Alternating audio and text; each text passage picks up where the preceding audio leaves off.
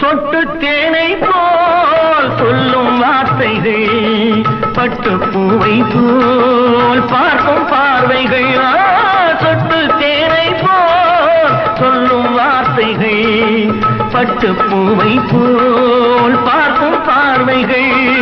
சொர்க்கம் தேடி செல்லட்டும் ஆசை எண்ணங்கள், அங்கெல்லாம் பொங்கட்டும் காதல் வெள்ளங்கள். ஒருவர் மீது